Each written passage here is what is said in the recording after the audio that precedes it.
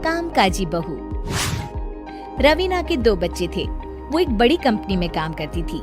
उसके ऑफिस जाने के बाद उसकी सास उसके बच्चों को संभाला करती, लेकिन रवीना को इसकी कोई कदर नहीं थी।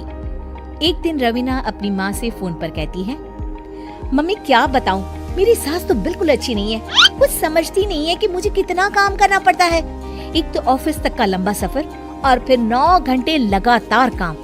बैठे बैठे तो मेरी पीठ अकड़ जाती है। खुद तो सारा दिन घर में मजे करती है, जब मन करा सोए, जब मन किया खाए।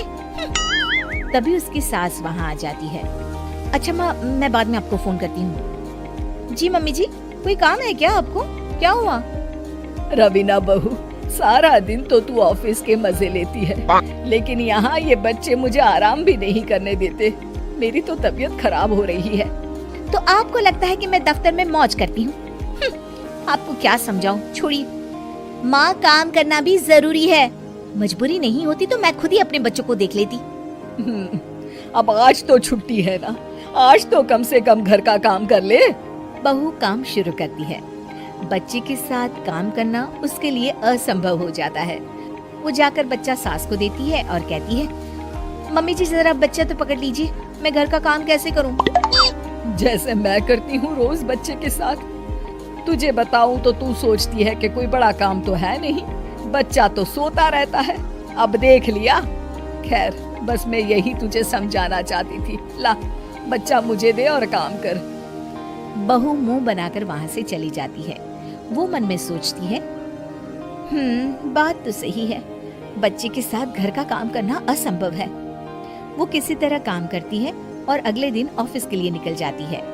ऑफिस में उसकी सहेली उससे कहती है, यार तू तो बड़ी लकी है, तुझे तेरी सास खाना बना कर देती है, बच्चे भी देखती है और तुझे किसी बात की चिंता भी नहीं होने देती। अरे क्या लकी, बदले में मैं उन्हें पूरी कमाई जो दे देती हूँ और अपने बच्चे से दूर रहती हूँ वो अलग।